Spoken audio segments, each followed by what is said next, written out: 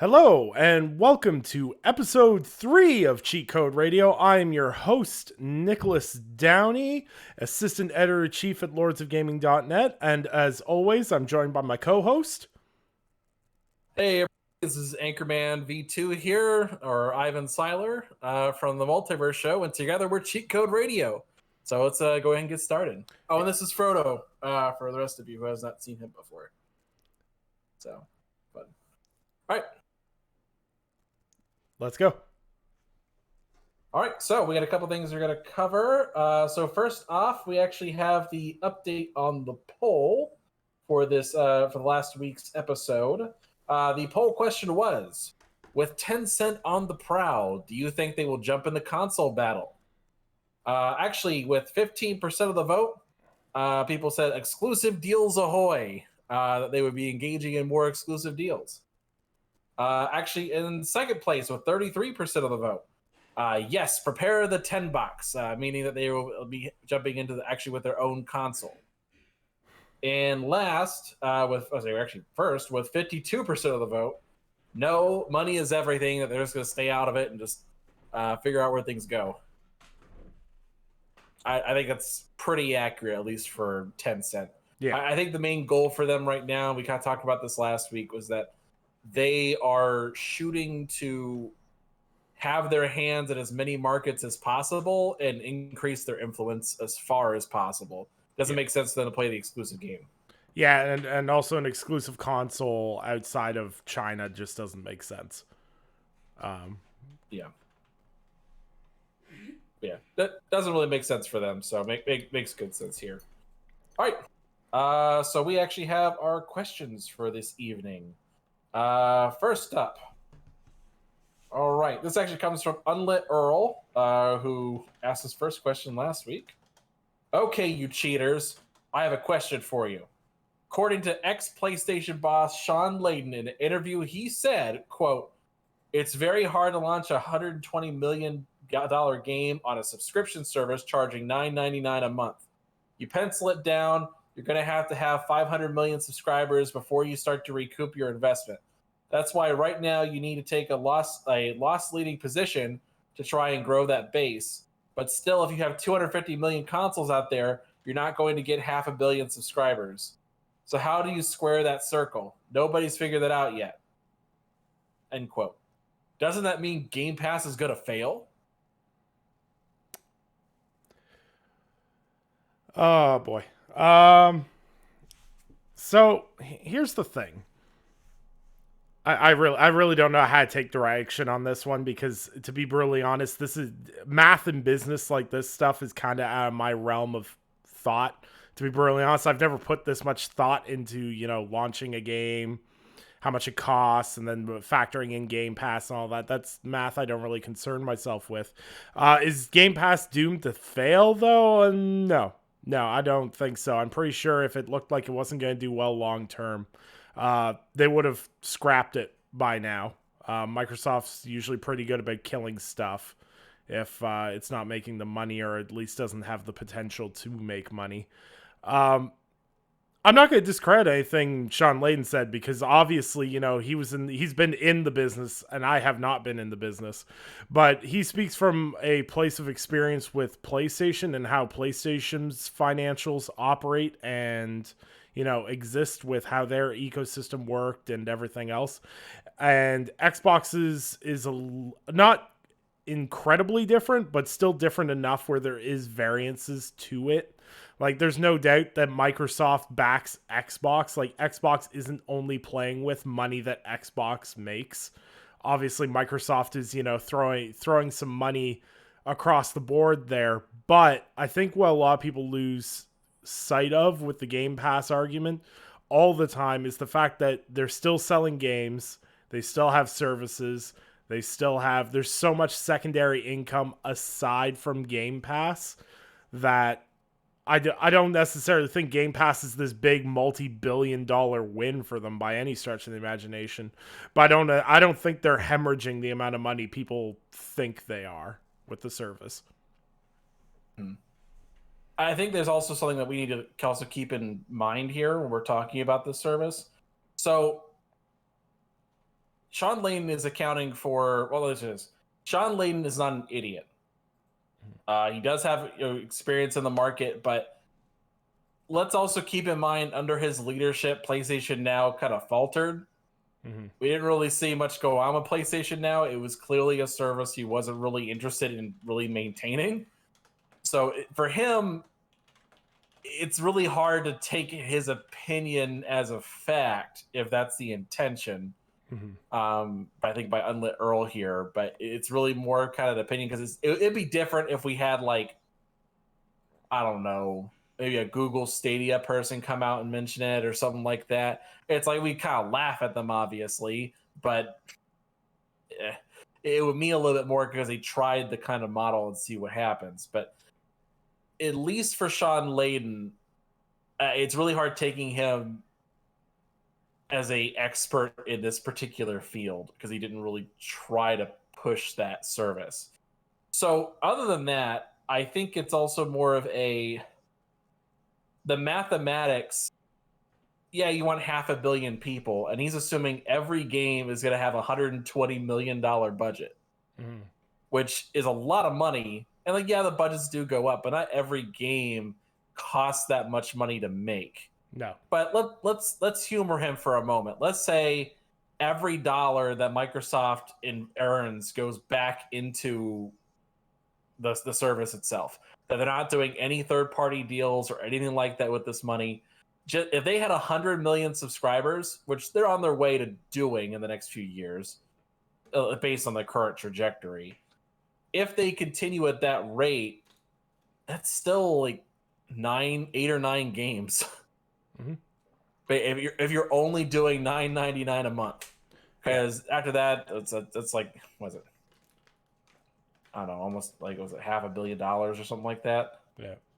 I don't know, but I know the math checks out to like 8 or 9 games you could squeeze out alone, and those are the biggest budget games possible. Yeah. So I think you can do a little bit better, and I think the math doesn't necessarily add out in terms of being profitable because you're doing these like third-party deals all the time. So it's like, okay, cool. Like they're not paying $120 million to have this game on their service all the time. Like, and they also too, that's just a month. Yeah. Yeah, that's accounting for 1 month of membership. That's assuming that, you know, people cancel and everything else. So it's a particularly angled conversation, to say the least.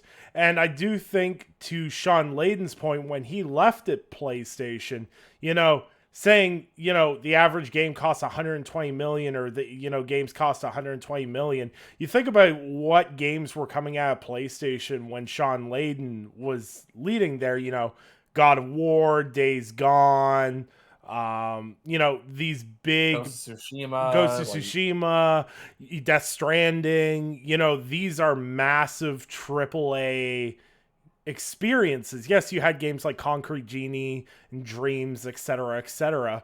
But the big focus was those big AAA games.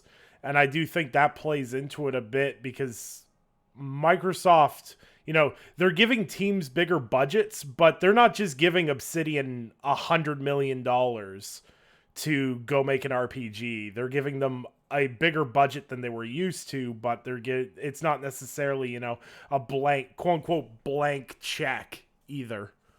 But, you know, I think people just need to take these cast statements at face value. Like, keep in mind that Sean Layden believed in very heavy competition between PlayStation and Xbox, and he very much enjoyed the competition between the two. So he's obviously going to say something reflective of that. It's just interesting to see him angle stuff that, you know, most people take as pro PlayStation, depending on how you read into it, when he's been so outspoken since leaving about certain aspects of that company. I just think Sean Layden's just a little jaded on AAA and the big scale of things, and it just kind of showed, and it showed in other parts of that interview as well, but this was just the most quotable part of that interview. Yeah, I mean, I read the rest of the interview, so I mean, it makes sense. So, all right. Anything else you want to add before this time we're moving to the next question? Nope. All right. So, next question comes from that old gamer guy. Who do you feel has the best final third or holiday of the year for gaming? Meaning this year for 2021. Nintendo, Sony, or Microsoft? Oh, P.S. Listen to all of episode 1 and you guys rocked it. So, nice. Appreciate I'm a that. little bit of a fan. So, do you want to field this one first? Or do you want me to field this one first? You're more than welcome to go first. For me, the better back half of this year is Xbox as it sits right now.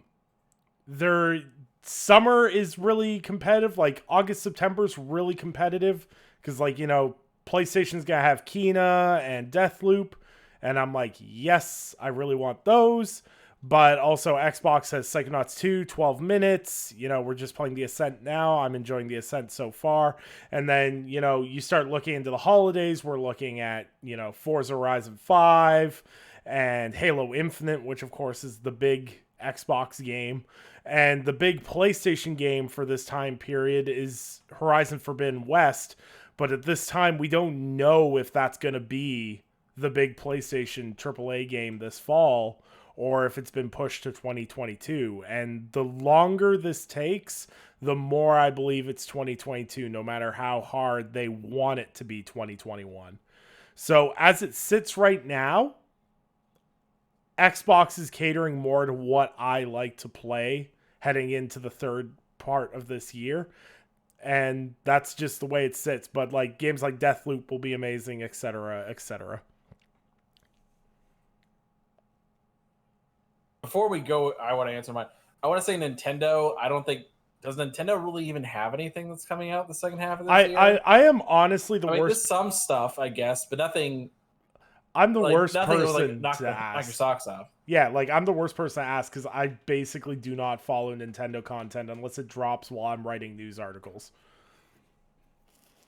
Like, there's just not much going on there, at least for Nintendo. So I think they're kind of out of the running. I think the problem that Sony has, if we're just strictly talking first party, is that we don't know what Sony has. Like, things are getting pushed. Like, what was it today? We got announced the Stray, the cat game. For those of you who don't know what we're talking about, the cat game's getting delayed till next year. So it's just routine at this point. I think it's really hard to actually point out and say, like, okay, what do they have? Like, we kind of know they're getting Horizon Forbidden West, but again, like you said, the longer this goes on, the more it seems like that's getting delayed out of this year. And it's really hard to have a positive attitude towards that because you just don't know what they're doing. So, I mean, Xbox, if we're just talking first party stuff, I mean, they're clearly getting their stuff together. I think for them, Halo is the big winner for them. I think they're doing the beta this weekend as we record this. So I'm excited for them. But if you take Halo away from it, like, let's assume worst case scenario for a minute, Halo gets postponed to like February or January or something like that. Something crazy happens. And they get delayed one more time. That is a blow, but they still have an okay lineup coming out after that. So I'm just going to take a look here. So after...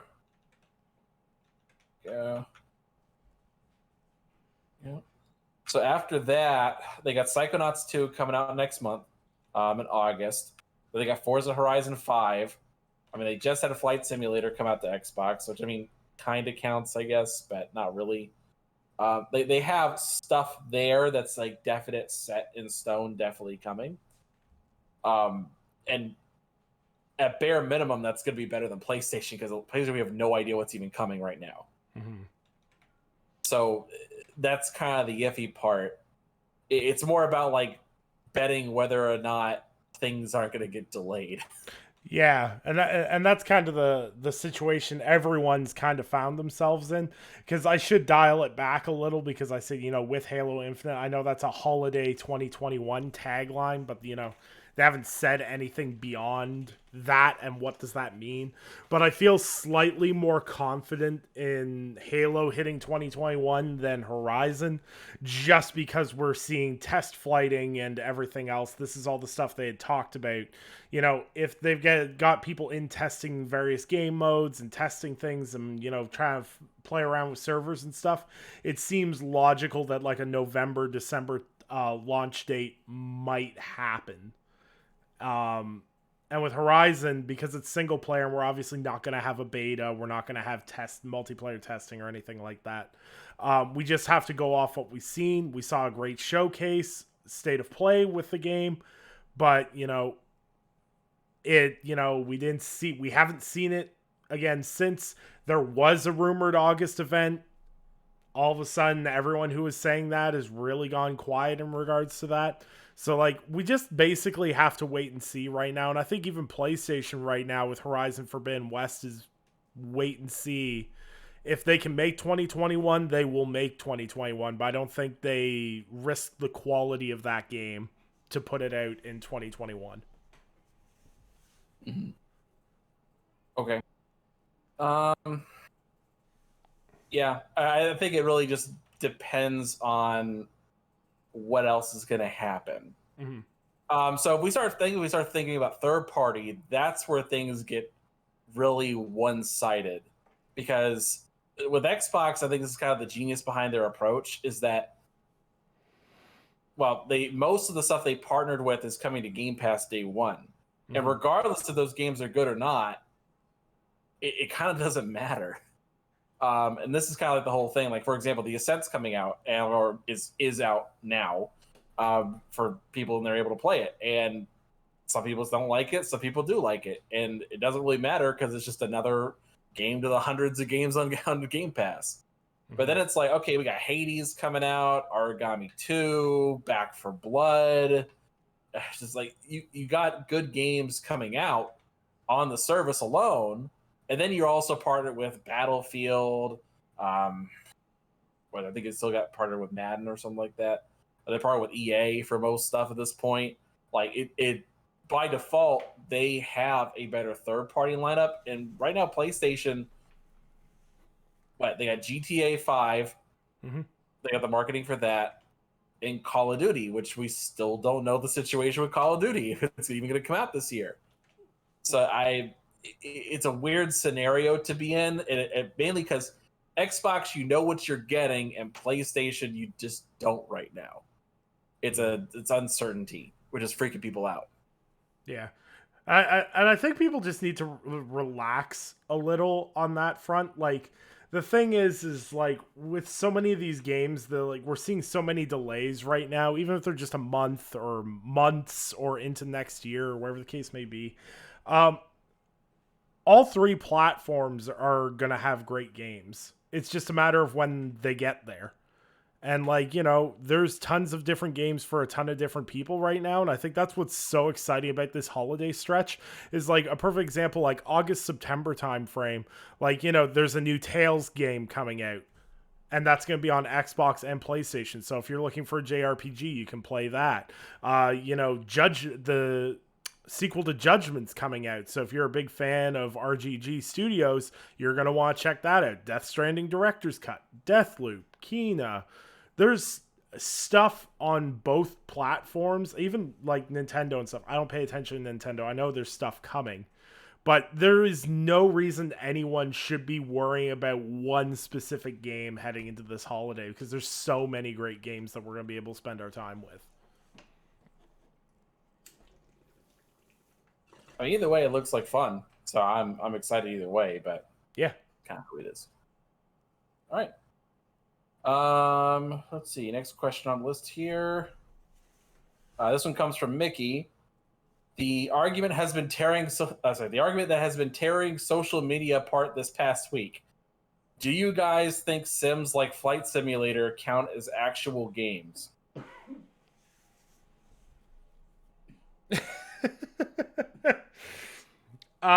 I mean, Ah. yeah. I mean, like, I sit down with a game controller and play it on a game console. Like, if you were trying to be like, Microsoft Word's a game, I'd be like, no, it's not. But, like, Flight Sim,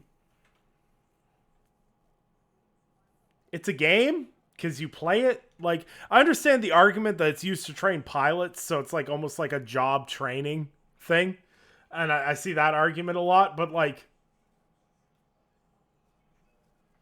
I don't know. I don't really care if you enjoy it, you enjoy it. I personally, I installed it to look at and be like, wow, this is cool, and that was it. Like, I have no interest in playing Flight Sim.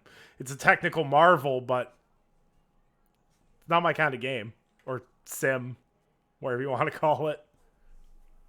Say it's a game.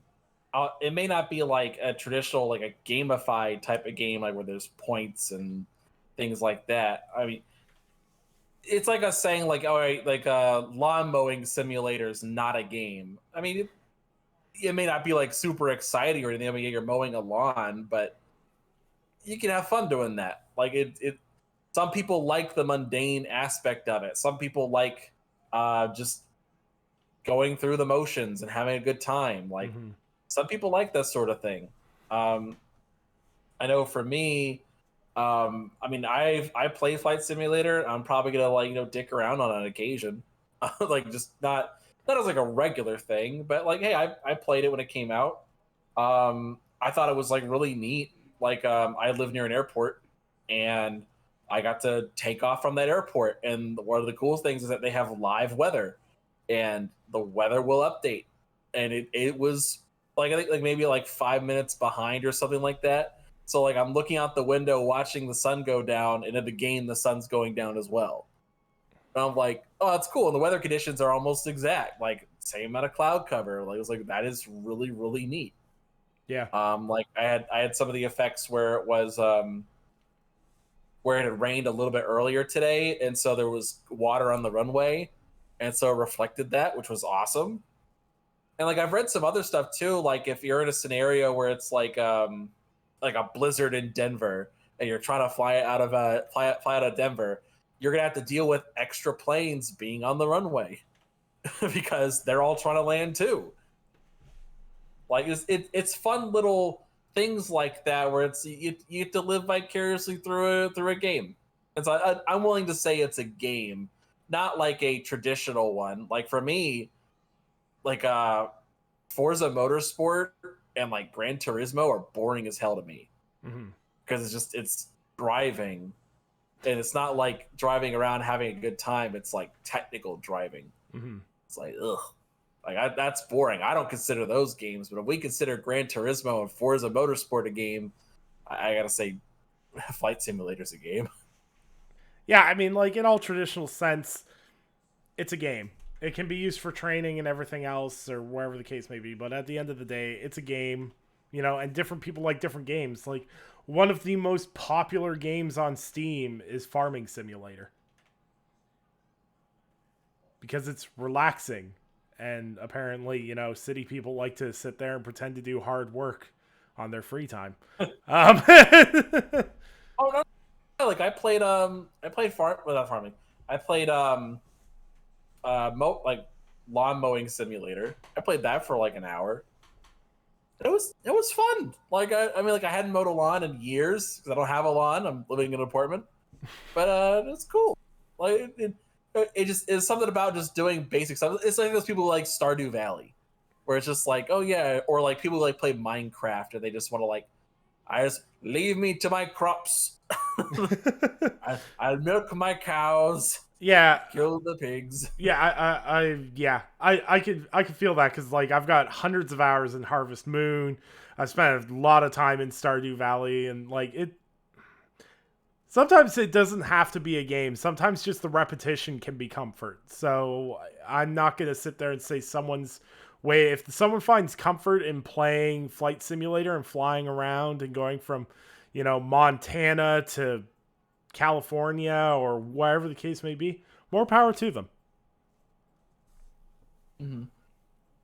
Yep. Oh, and by the way, something people are not prepared for. this is an actual simulator. The flight time is real time. Like, I tried flying from Charlotte to Chicago. It's a 6-hour flight. 6 in real life hours. I'm like, geez. Like that. I was like, yeah, I'm not doing this. But originally when I told people was like, oh yeah, I want to fly from like Miami to Fiji. And I was like, oh yeah, that'd be great. And I realized, oh wait, that's gonna be forever. I'm gonna play this game forever. Oh man, Oh my gosh. you imagine flying to Australia? All right, I'm pulling an all nighter.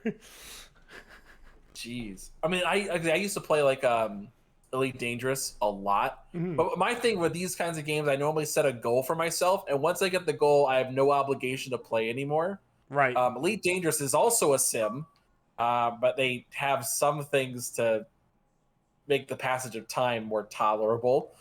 But like a lot of times I do smuggling runs, and I remember being like, all right, I flip on a podcast and I do an hour. Yeah. If you guys remember, there was the Robigo run, which was like 131 light years, and you're just doing these short little jumps because I had a terrible little play or a little ship. And just, oh my gosh, that was such a pain in the ass. But it was cool. Like people like that sort of thing. People like being truckers. People like doing mowing lawns and flying. So hey, let them live their dreams. Absolutely. Yeah. So, oh, and while we're here, I want to address at least one semi-controversy. So people were complaining about DLC for Flight Simulator. Like, how is it launching with DLC? First off, it's been out since last year. Like, this is just DLC that's been on PC already. 2, a lot of these are fan-made DLCs, and most of them have to do with like airports and world updates, things like that. And it's mostly just about adding more detail to the game. Like I went through one in particular, and I mentioned Miami before, and I looked at the Miami update for it, and like that's like $18. You can buy it for $18, and it updates one airport. But it gives like this unbelievable level of realism. I think those DLCs are not really based more for consumers. I think they're geared more towards the business clientele who might be using this game in the future, where it's like, hey, we want you to have an idea what our real life air traffic is like and what it's going to look like. It's going to look as real as possible. So I thought that was cool. But yeah, it's definitely not a cash grab kind of thing. I think it's more just people grasping at straws for anything to be mad about. I'm just sick and tired of seeing people online that I know brag about whenever they buy a new Fortnite skin, whining about microtransactions in other games. I'm just tired of it. If you buy stupid DC or Marvel characters on Fortnite, you don't get to whine about microtransactions anymore. That's the rules. Yeah. All right. Next question. Let's take a look. All right. Let's do this one. It's a little serious one. As the situation at Blizzard continues to evolve, what is your guys' stance on playing and supporting their titles? From Sad Diablo fan. I can go first. Mix it up, I guess. Go for it. For me, I have 2 different levels of boycott. I think it's one of 2 scenarios. If you are so morally outraged that you are willing to like say, I'm never buying their games again, I'm going to stop playing their games, I think that's fine. I think you're more than welcome to do so. I think there's another way to do it as well. Because I have a problem that when people buy things that suddenly, because of something else, they're not allowed to use it anymore. Mm-hmm.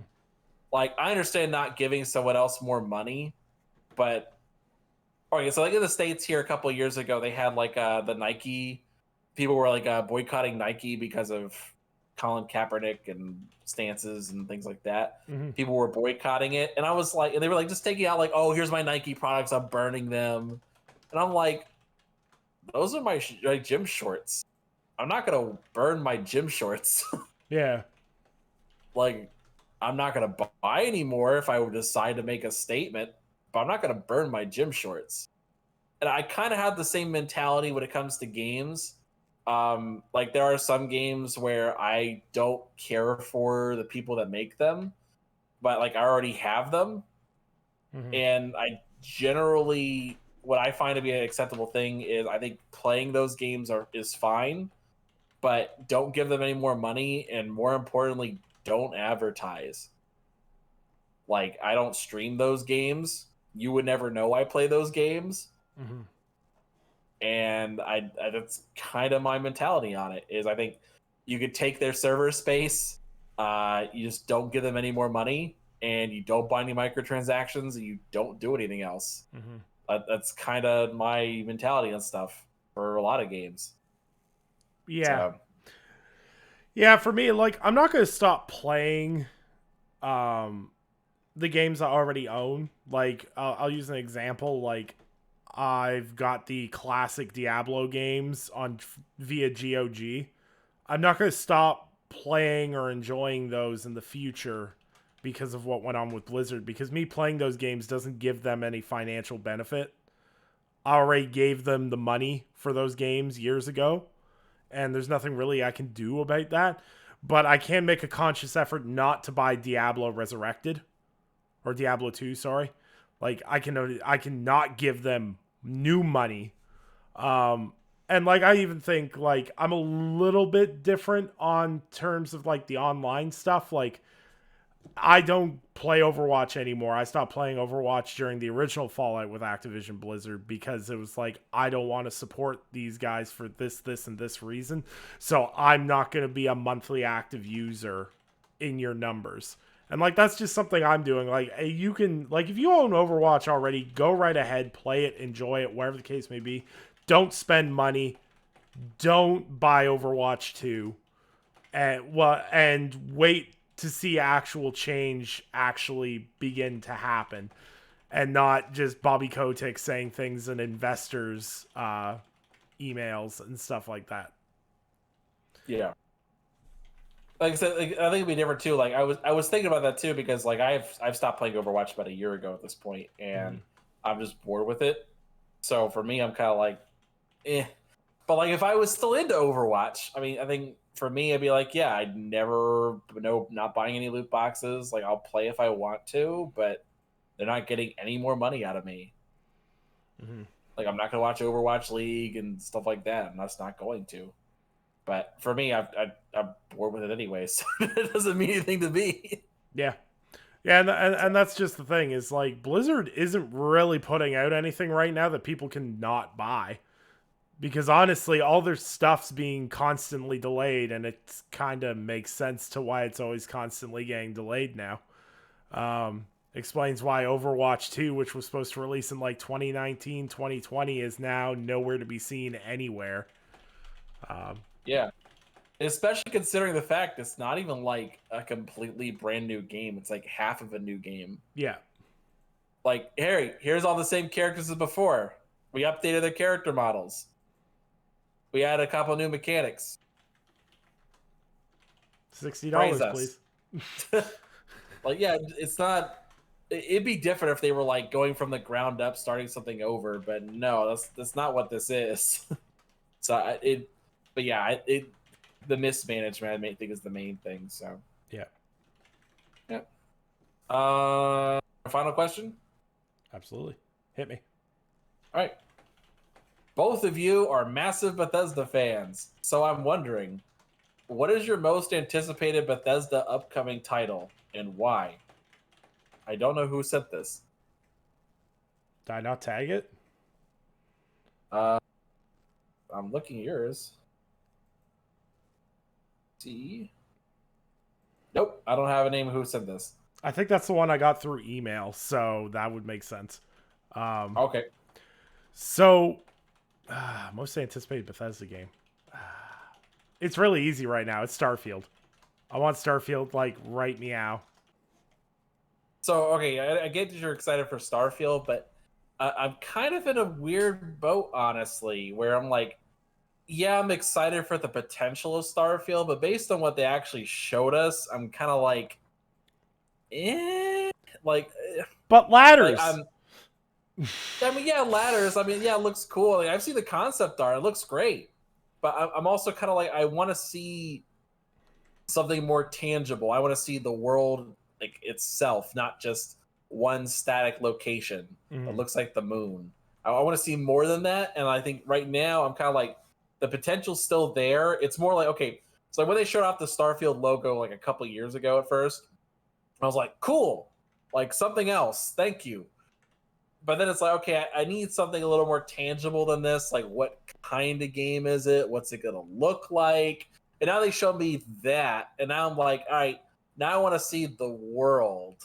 And so I'm excited in terms of potential.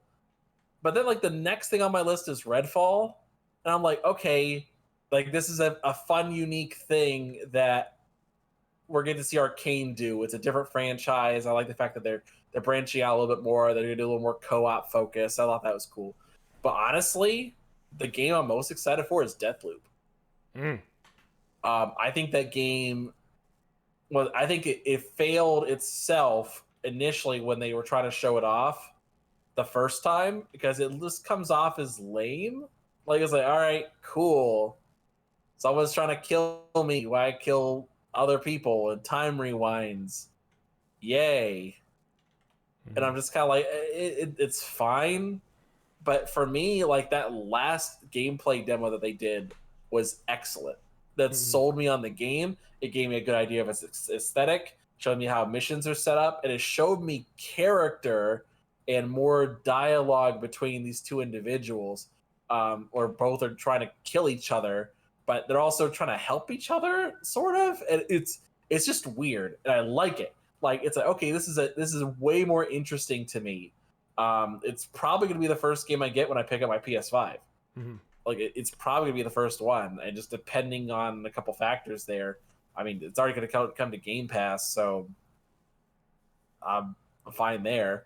But I'm just actually buying it on PlayStation, so I want to see that. And like for me, that's my most exciting, like, the most exciting game to me. Because normally how Bethesda like has rolled on like the local Bethesda guy around here, so normally how Bethesda rolls is they will announce something and then they get more specific as time goes along, but they try not to give away too much. Mhm. Now their subsidiary studios like Arcane and other ones, they operate a little bit differently, but they still follow the same general principle. Like I said, the first time we saw Deathloop, it was really vague. And it was like, okay, but the closer towards launch, they showed more specific stuff, and that is what was interesting. And so I'm sure like Starfield will get more specific, and that may overtake as my most anticipated, depending on when that is. But I want to see more, and I like how Deathloop looks. So that's kind of my position on that. Yeah, absolutely. I always forget the Deathloop's Arcane and that's technically a Bethesda game. I keep forgetting about that, honestly. Yeah, I'm interested to Mhm. see how that plays out.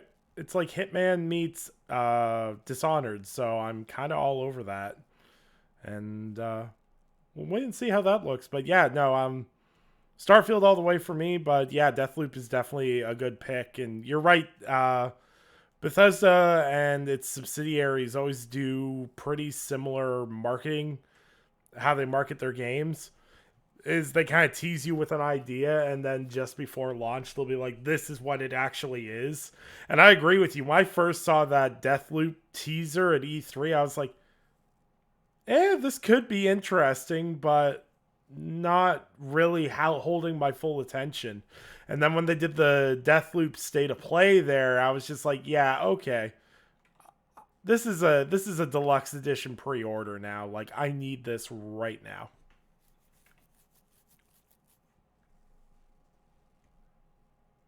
Yeah, I'm personally excited for it. I want to see a little more from that. Um, yeah, that's kind of where I stand on that. So, other than that, I think it's about time we get into our main question. Um, actually, we probably should do a news update real quick. because we already talked about Blizzard and we really kind of missed an opportunity there, at least in terms of that. There's been more developments, as we know, at least when it comes to Blizzard and Activision.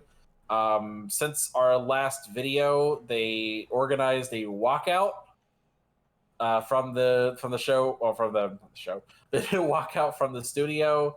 I didn't see any hard numbers about it in terms of like how many people walked out. Did you see anything, Nick? I don't I remember. think it's complicated because a lot of people are still work from home as well. So I think that Yeah. I think it's complicated. It is worth noting that the signed letter to Blizzard Activision from its employees was in the thousands, though. So that is worth noting. I think it was like 2,600. I want to say Yep. signed that letter. I'm just going based off of members I can remember. Mm. It's really that's a lot of people, considering I think they have like 9,000 employees. I want to say 9 to Yep. 10,000. Yeah. 9,500 as per 2019. Yeah, so they have quite a bit of staff, but that's a pretty good chunk of people walking out. So that defines a statement. But I want to kind of mention a couple things. So Bobby Kotick made a statement about it. Typical corporate response, like oh my gosh, this is terrible. We're gonna do some changes. Like oh yeah, we're gonna react swiftly and respond as a well organized machine and get this taken care of. And then meanwhile, their legal department saying, "Oh, all these claims are erroneous and false, and we can't trust any of them." And it's like, okay. Um, I think there's two things specifically, at least in terms of workers, I think are important to note. The first off that they're doing is they're not doing well. Activision's response to this, at least in terms of not like in terms of actually doing something response. Right now, their intention is they want to work with not developers. They want to go into smaller groups and then do one-on-one meetings with people. Well, maybe not officially one-on-one yet, but right now they're trying to like split their companies off into smaller groups and teams and try to address certain issues and stuff, which is iffy. And what was the other one I was going to bring up? It was I know they were doing that. And oh yeah, and then for the virtue signaling, which I thought was interesting. Specifically, they had what was it? They told everyone if you do the walkout, they'll give it you as paid time off. The company was going to sanction the walkout, which is always a weird thing to see. Where it's like, we're going to protest against you. All right, well, we're going to pay you to protest against us. Dang it. Yeah. I think the biggest thing here is that it is clear beyond any shadow of a doubt now that the management at Blizzard Activision is disjointed, because we've seen 4 different responses now from different higher ups within Blizzard Activision. Like Bobby Kotick's statement doesn't match what their official PR statement was, doesn't match his Barack statement, it doesn't match what the developers have been saying. It's just there's so much disjointed thought. And the whole idea of breaking them into smaller groups and doing like one-on-one conversations, it's like, the general problem with Blizzard right now is that people can't trust their managers, so now their managers are going to do one-on-ones with them to talk about these issues. Like, it's not a good look. The one-on-one is not officially confirmed yet, but it's probably going to go down there. But normally, at least when people like do strikes and unions and stuff like that, normally what they try to do is they separate the group, the whole divide and conquer mentality, where they'll say, okay, we're gonna take you away and focus you, like, okay, we're gonna ask, do you specifically have a problem with us? Like, did something happen to you? And then you get written off, or like they like hyper focus on you, and they make your struggle personal and not a group focus anymore, and it makes people panic and shut down. So not a great thing. Which, oh yeah, that also reminds me. Apparently, Activision Blizzard, at the same time frame, hired a union busting firm to try and prevent their workers from uniting and having their own union. Left hand does this, right hand does this. Which hand do we pay attention to? See, the thing is that in their heart of hearts, management at Activision Blizzard is really hoping this is just going to blow over. They really hope that they'll be able to entrance people with the next shiny thing and that they'll be able to handle this behind closed doors without anyone really having public knowledge of what's going on. But the problem is this one's not going away. This isn't people working too many hours at Naughty Dog. This isn't, David Cage saying, anti-gay shit. This is a company that has employees that had a Cosby room that have texts between them insinuating things. And then you have one of these people involved in all of this going on Twitter making his own statements without legal counseling, which may have been the dumbest thing I've ever seen on social media. I'm not saying if you're guilty that you need to shut up and, talk to your lawyer, but have some common sense and just shut your mouth. Like he was sweat or the HR department taking a picture under a picture of Bill Cosby in the Cosby suite. The HR department with everyone else doing that. It's like, oh my god. Yeah. It's so bad. Yeah. And see, another problem that's been brought up is that in that picture, there is a creative director that works for Deviation Studios, which is one of the new PlayStation licensed pickups, one of those multiplayer studios they're working in association with. The creative director for Deviation was in that Cosby room photo. So people are like, so is this level of toxicity now being further developed in new studios? And you have to hop, skip, and a jump to reach those conclusions. But with everything that's going on, I can't blame people for jumping to those conclusions either. Mm-hmm. Yeah.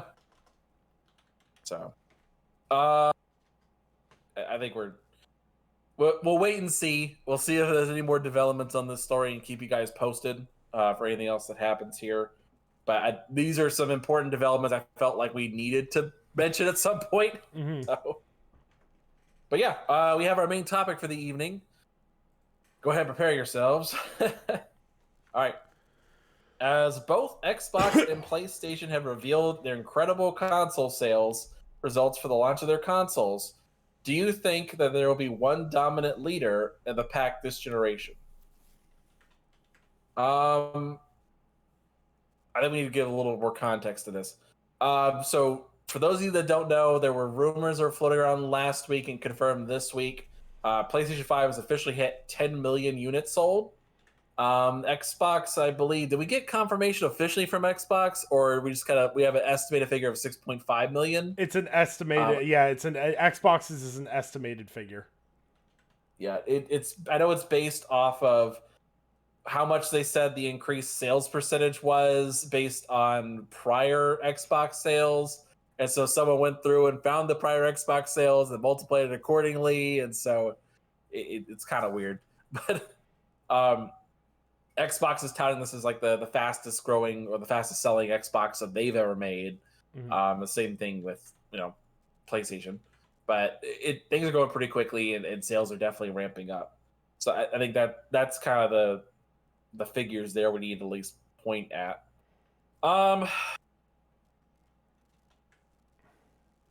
I think this generation is going to be more akin to something like 360 and PS3, mm-hmm. I want to say. Not in terms of like the sales numbers. I think it's more just terms of what they're offering. I think it's going to be more like, okay, the PS5 is offering a faster SSD, but people aren't going to use it in a way that's going to make the graphics better than Xbox necessarily. Like you might see some instances of people doing it right, but not very much. And Xbox is the more powerful one. PlayStation's going to focus again on more of their exclusive lineup and make that the biggest selling point for them. Mhm. But I think Xbox, as we've seen, is focusing more on the services. And I think it's going to be a repeat of that. I'm not sure about. I think it's going to be a closer sales race than before, at least before the PS4 and Xbox One. But I think it's going to be a closer sales race. But I think PlayStation is still going to be on top unless something crazy happens that Yeah. we don't expect. Yeah, I think this generation, it's going to be looking at the whole scope of the pie rather than just console sales. I know, when everyone does the big chest beating and everything else about console generations, it's how many consoles did you sell, and that's it. But I have a spoiler alert for people is, I don't think the PlayStation 5 or Series X is going to touch the Switch. Not anytime soon. Even lifetime wise, I have doubts. Um, Depending on when Nintendo cuts off the Switch support, of course. Um, but I think what people need to do is realize that both these companies are giving you completely different offerings in terms of what to expect from them. And I don't mean like, oh, well, one's giving me big AAA games and the other one's giving me Game Pass filler. It's they're doing different things or they're aiming for different markets. And for me personally, they're both doing amazing things that I'm incredibly excited for. I think when it comes to console sales, PlayStation will always have that upper hand, especially for this generation, because the thing is North America is getting better for Xbox exponentially. They're rising in numbers in Japan, not in a way where they're challenging Nintendo or PlayStation, but the numbers are getting better. But Europe is going to be the battleground for Xbox if they want to get their sales numbers back into back into the 360 era, so to speak, of selling consoles, because the 360 was a beast in Europe, and that was a big reason why the Xbox 360 was so successful. It was a combination of North America and Europe market domination that made the 360 as successful as it was, and that was because of Call of Duty and FIFA being tied to being tied to the console in a time where that actually mattered. I don't think those marketing deals carry the weight they used to now. But I think ultimately PlayStation is going to sell more consoles, but this is going to be the best generation ever for Xbox in terms of its growth, its games, and everything else. I think this is the generation where Xbox shrugs off the Xbox One generation and moves in a very good and positive direction. And now either of these things could flip if something goes terribly wrong, and that could go either way for either side. But as it sits right now, that's how I see things playing out. um, I don't think Europe is going to be their focus right now. I don't think it's really their focus at all. I think it's strictly North America, where it's like we're going to take back North America no matter how small the margin is. They have to get that back. Mhm. As like, this is our home turf.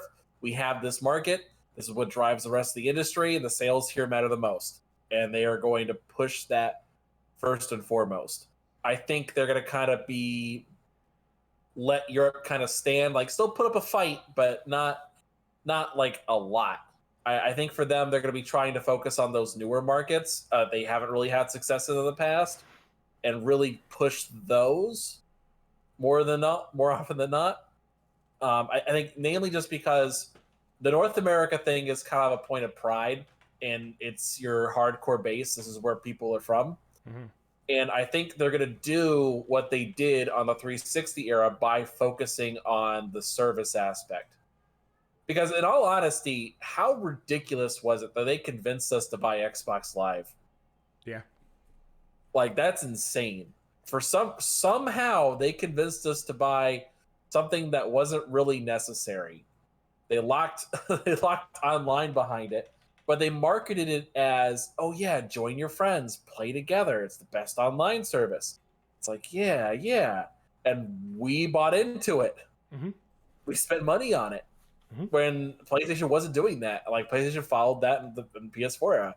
They started charging for online because it was a accepted practice at that point. If you provide a good service, people will jump on board. Like people bought 360s not because of the games that were available necessarily. They bought it for play with their friends. Yep. Like for me, I was it my first console I got was a PlayStation, and then after that I was all a Nintendo guy. I love Nintendo. And then I got a 360 when I turned 18, and I got it because my friends all played on 360. Hmm. Like that's what people did. People played on 360. You played Yep. Halo. Yep. And I was like, hey, that's a whole thing I wanted to get involved with. They sold the community angle.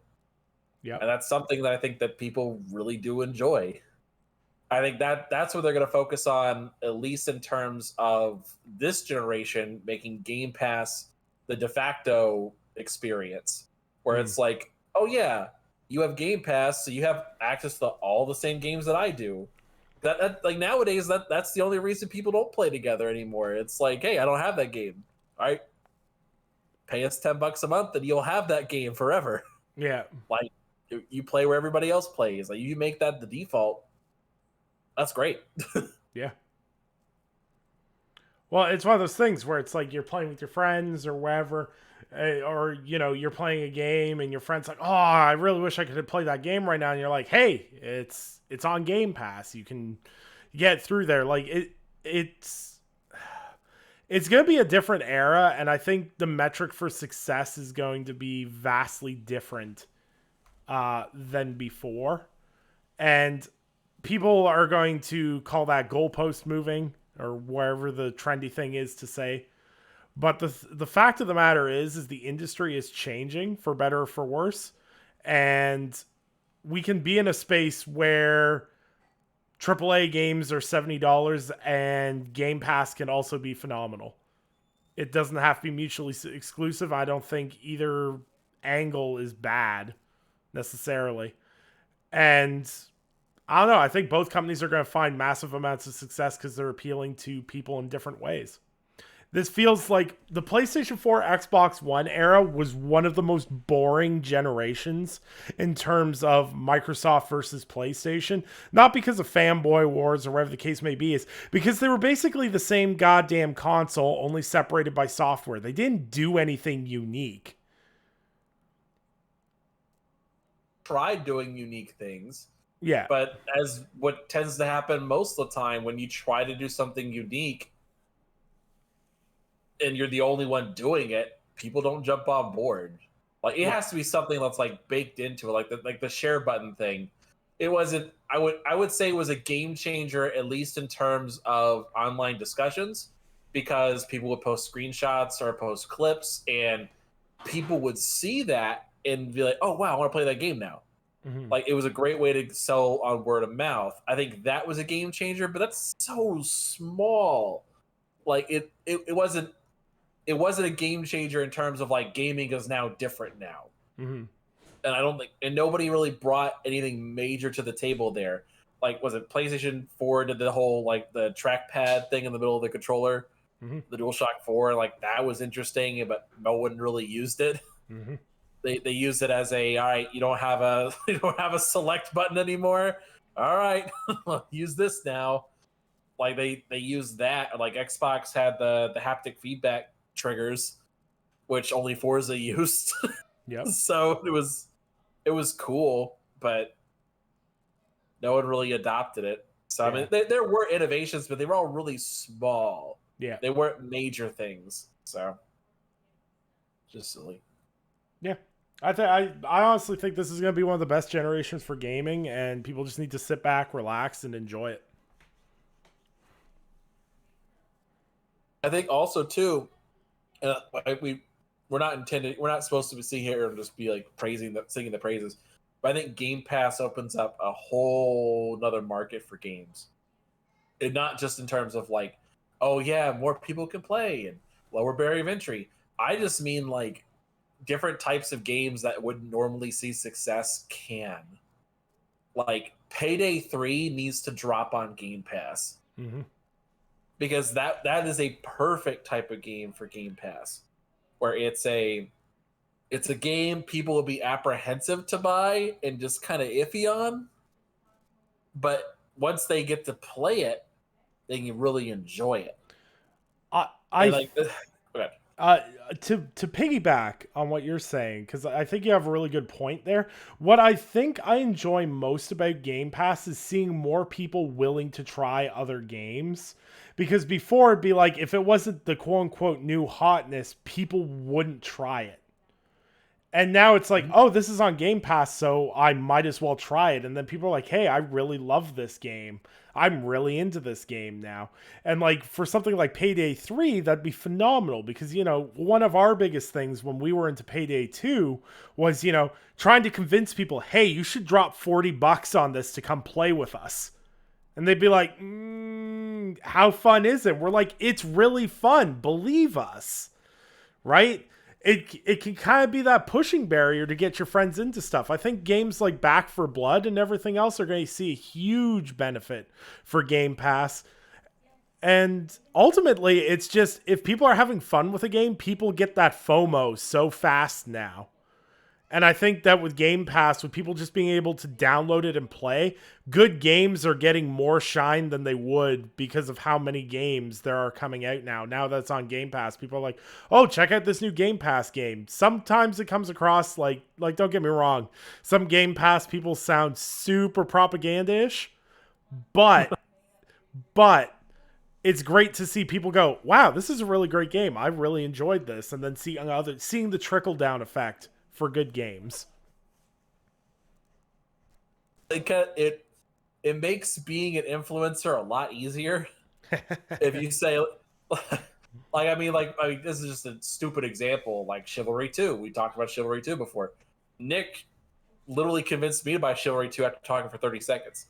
He convinced me to buy it, and then I started playing it, and then like three more people bought it because I was playing it, and they're all people that Nick brought into it essentially. And so it's like everyone started getting on board with this one game because and people paid for that game.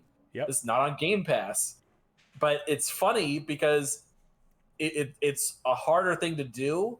But if one person's good at convincing others, they can sway the tide. But nowadays, it's like, what was it?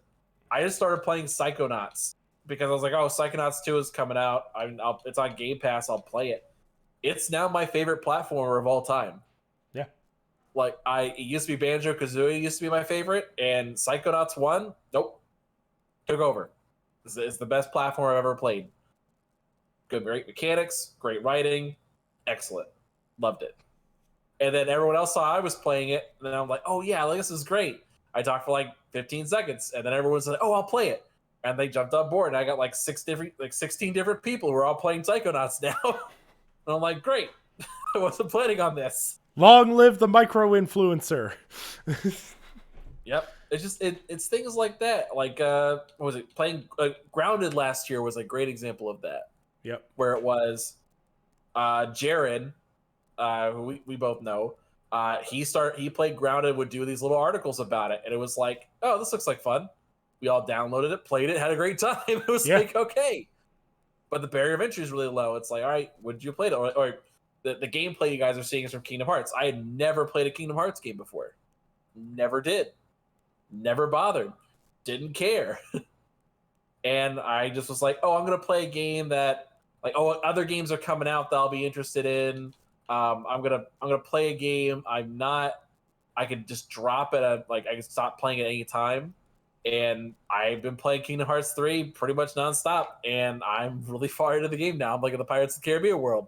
I'm like, damn it, I was supposed to quit a while ago. But I'm really enjoying it. I'm having a good time. Yeah. But yeah, it's just funny like that. Like when you lower the barrier of entry, more people are willing to play something, and therefore more willing to spend money because we followed the whole thing with microtransactions, where it's like if you have a game that's free and you didn't pay anything for it, you're more likely to spend microtransactions in it because you feel like you're obligated to pay something. Mm-hmm. But like Game Pass basically makes every game a free to play game at that point. Yep. I mean, you're technically paying something, yeah, but you're opening up people to spend more money with their spend more money on their wallet. Yeah. Yeah, I can't argue with that. It's great.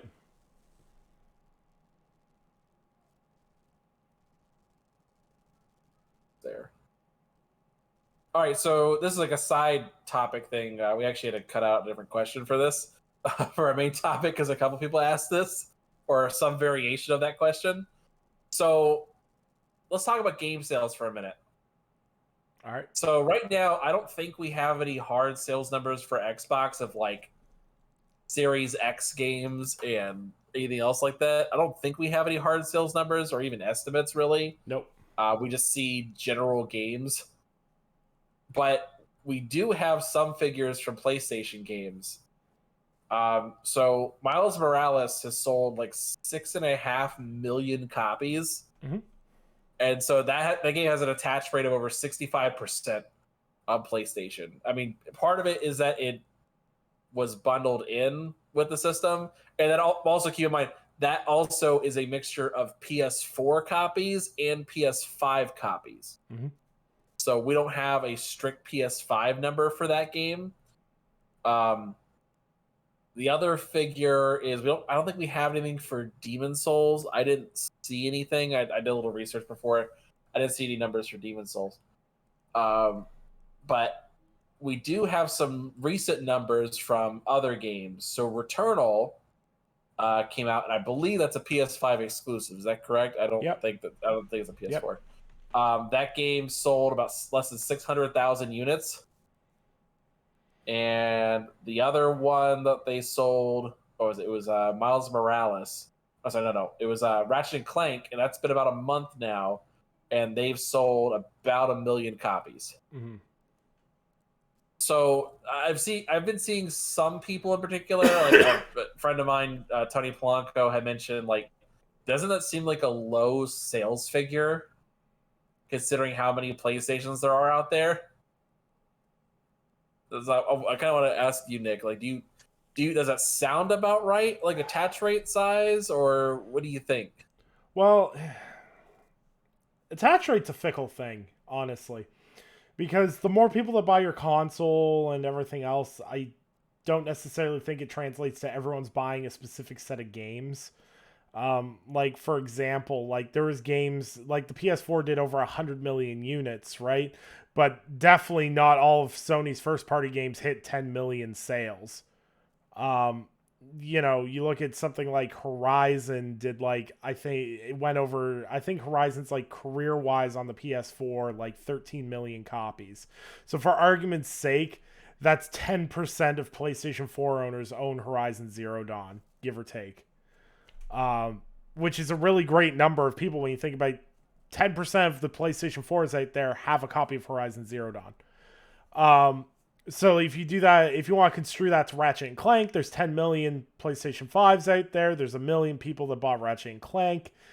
That's 10% attach rate. I think people put too much bulk in attach rate because I think there's a very big difference between Returnal doing amazing and Ratchet and Clank doing amazing, and then of course Spider-Man doing amazing.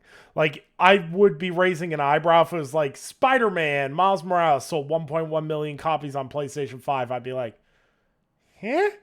Because that's a massive IP. Yeah, like the original, the original 2018 Marvel's Spider-Man was a sales juggernaut. It was one of the best-selling games on PlayStation 4. So to see Miles Morales do really well on PS5 is not surprising. And like you said, it's bundled in, and a lot of people could only buy bundles for a while. So it makes sense. It's like Uncharted 4's sales numbers on the PlayStation 4 were insane. And that was because it was the main bundle game for years. And that's fine. But like, the only thing I'm actually confused about is the fact that, and it's the pettiest thing, is that Returnal was referred to as a mega hit by PlayStation, and it's sold under 600,000 copies, and it's a big AAA game. And I know people are saying there, I've seen people go, well, it didn't have to sell that much because it's actually a double A game. I'm like, so y'all paid $70 for a double A game?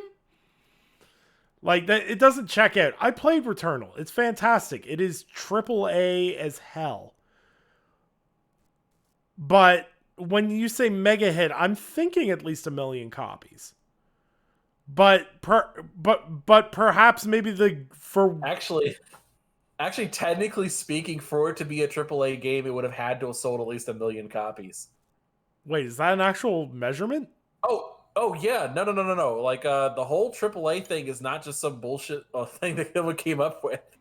Like it's a real thing. The way it used to be calculated was that there were different ratings of ratings of games. You have like a B quality game or a C quality game or something like that. But they would award an A status if it was it got one of 3 things. So it was either had a big budget, meaning good production value, Right. critical success, or was it sales? It had to sell at least 1 million units. Huh. So in order for you to technically be AAA, you need all 3. Wow. I didn't know that. So they didn't sell 1 million units, so they're technically a double A game. So yeah. So I think, once again, I think that the main thing is, it's the same thing with PlayStation selling 10 million copies and everything else, is people are trying to read into the early numbers really, really hard because everyone's trying to predict what the next 7 years are going to look like off of the first not even years numbers. I will say I thought Ratchet and Clank was going to sell a lot more than that because of the huge marketing push it had, but it also was one of the most successful Ratchet and Clank games. So traditionally those haven't done that well. So, or in comparison, sorry. I thought at least sold at least 2 million units at this point. Namely just because with normally the bases that jump on board with consoles at launch are bases of hardcore people.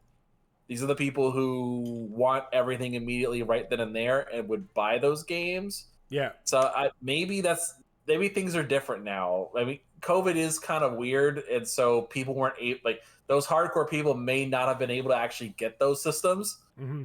So maybe that kind of explains why the sales, the attach rate normally matches up with PlayStation. Normally, Sony games don't sell giant amounts in terms of their attach rate, but they have so many people on their platform that all of those games can thrive independently of each other. That's why you kind of normally see like higher attach rates with Xbox games, because normally the games that Xbox is publishing are appealing to the same kind of audiences over and over and over again. Mm-hmm. They're not trying to do something different every time. And so that's kind of a different factor there. And I think this kind of leads some credence, and I don't want to pat him on the back too hard, but when Jim Ryan talked about the whole cross-generation focus that they were looking at, in terms of, you know, having games like Horizon Forbidden West having a PS4 version and things like that, is I don't think they want Horizon to only do, you know, 3 million copies, 4 million copies. Like, they want that game to out-succeed the original game because the bar is so high. I think, like, 600,000 copies for a Housemarque game, I think based on their track record, that's probably phenomenal. They make great games, but they never sold gangbusters. So them doing 600,000 copies, they're like, hey, that's good. That's more than you did before. You know, you're on an upward trajectory. Whereas something like Horizon Forbidden West, they want those big returns. And I think it says volumes when the cross-generation games are your best sellers by a long shot. Like, Miles Morales inevitably was going to be higher than these other games, but the fact it's like 5.5 million copies ahead of Ratchet and Clank and everything else, it's also been out since November, so that's something you keep in mind too. Like, who knows how much legs Ratchet and Clank is going to have. If it spends, the next 6 months in the top 5 best-selling games on PlayStation, then, these numbers will look very different. But I don't think it's anything anyone should look too much into, but I do think it definitely gives credence to PlayStation's cross-generational approach that they recently adopted.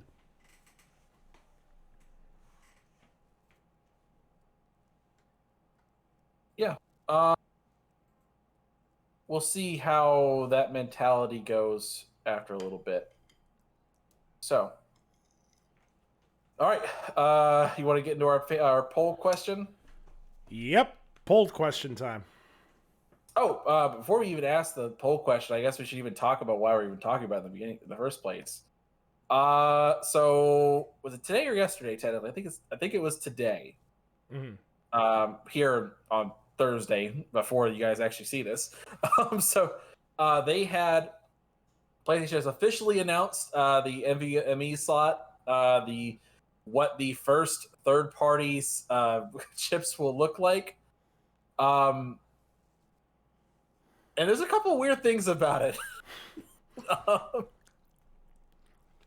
So let me pull up a comparison here.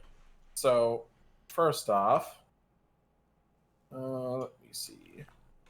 I saved one a little bit earlier today. There we go.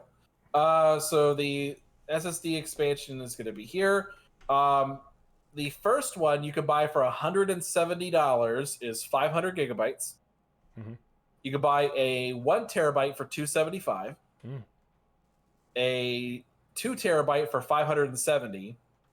And a 4 terabyte for $1,050 US. To give you an idea, the 1 terabyte expansion card you can buy on the Xbox is like $220.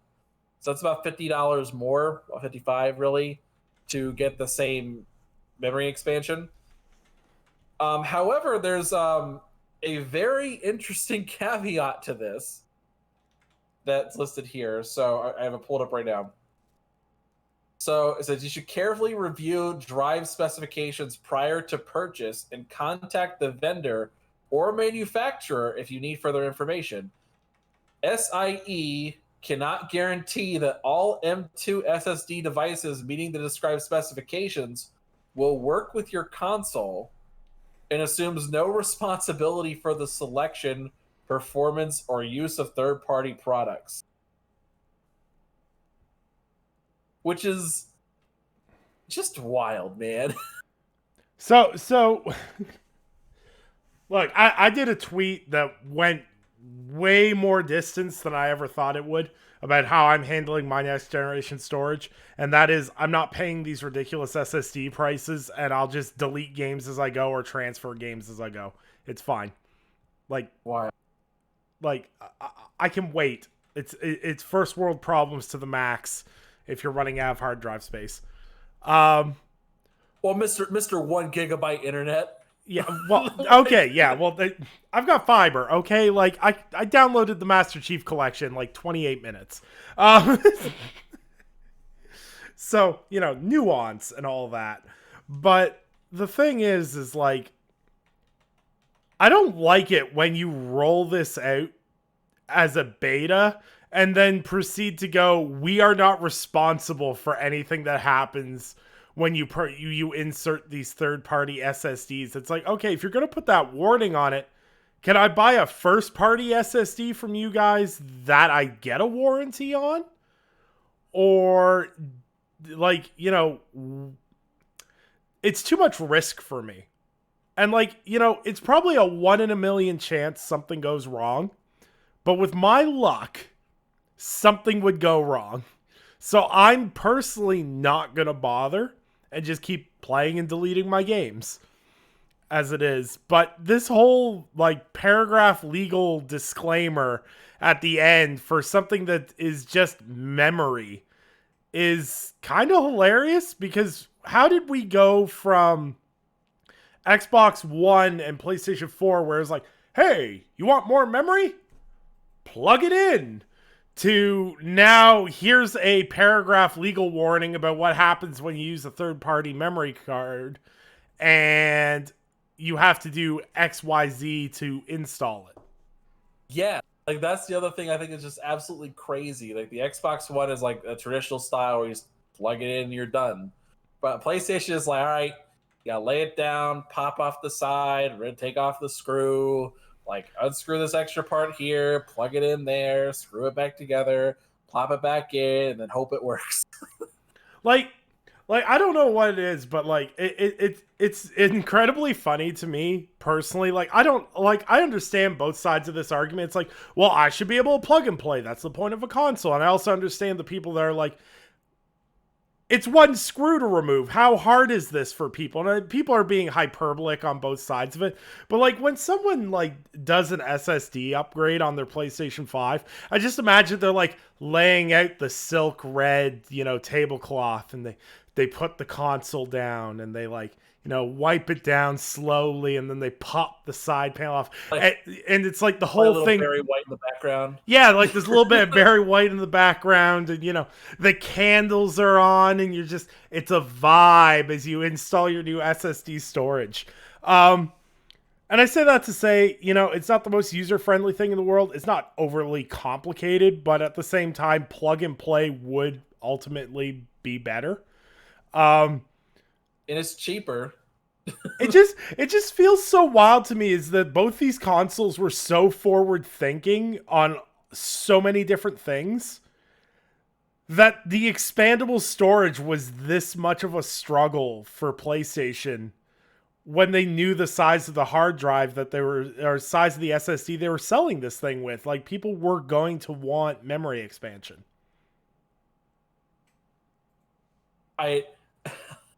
It's gonna sound terrible. On one hand, you got place with Xbox's plug and play, with PlayStation it's screw and pray.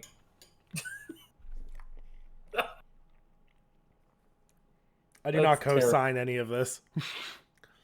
Oh gosh, but no, it's really a dumb scenario.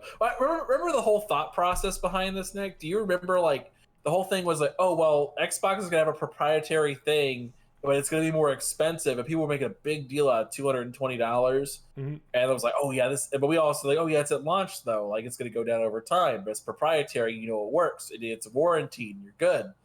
But on the mentality, at least for PlayStation, is like, oh well, it's a third party, other people are gonna make the same thing, so competition is gonna make the price go down. And it's like, all right, we're a year later from that, and they're still dropping right now. Yeah. And like, it's still more expensive. Yeah, it's more expensive. It's a bigger pain in the arse to do it. And, it was just an oversight. I think that they overlooked it, and they're kind of paying for it now. But on the other hand, I can kind of understand PlayStation's paranoia about making like, a proprietary SSD for the console, because they got dragged for proprietary memory on the PlayStation Vita. Because that was one of the biggest mistakes with the PlayStation Vita, was the proprietary overpriced memory cards. And the fact that people made a ton of money making adapters to use regular memory cards for Vitas.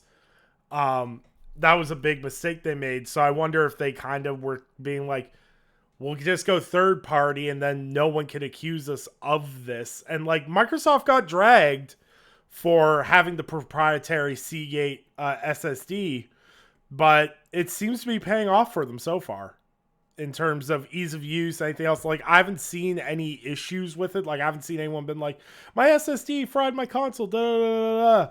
And with PlayStation rolling a beta preview basically out for it, I'm interested to see how smooth the operation is. I hope for the best, honestly. But you won't catch me Barry Whiting my PlayStation 5 anytime soon.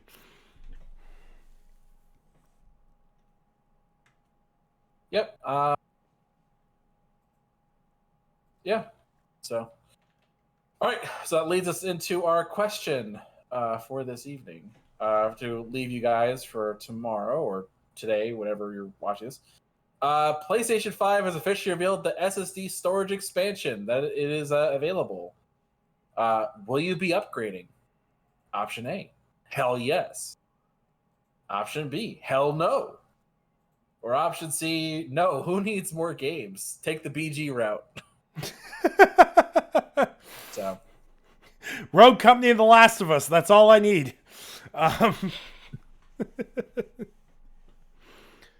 that about wraps this up, doesn't it? that's it. So thank you guys for tuning in. This has been another fantastic episode of Cheat Code Radio. We hope you guys have been enjoying the show. Remember that you can reach out to me and Ivan in regards to submitting your questions and comments on future episodes of the show by contacting either of us on Twitter. You can email cheatcoderadio@gmail.com. And of course, you can leave any questions you have in the comment section below of the YouTube uploads as well. And we appreciate all of you, whether you're on MP3, YouTube, or however you consume this content. But Ivan, if people want to find you, where can they find you? You can find me on Twitter at Multiverse Show, as well as we host our own show on Mondays, just kind of talking about whatever geeky nerd culture thing pops up, and we just talk about that. You can find me on Xbox, PlayStation, whatever else at Anchorman V2. And yeah, I also stream on Twitch on occasion at Multiverse_show, where we just kind of actually really just farm gameplay for this show. So if you want to hear the weird, stupid commentary, that's the place to find it. I normally upload to YouTube on occasion too, but hey, it's fun. And that's what it's all about. I'm Nicholas Downie. I'm the assistant editor-in-chief of lordsofgaming.net. You can find me on Twitter at Nicholas_Downie. You can find all my video and podcasting work with the Gaming Perspective Show at The Gaming Perspective on YouTube. And of course, don't forget to subscribe, like, and share this episode with your friends. We appreciate all the people that have joined us so far, and we look forward to talking to more of you in the weeks to come as we continue to create these episodes. So we will see you guys next Friday. Same bat time, same bat channel. Bye-bye.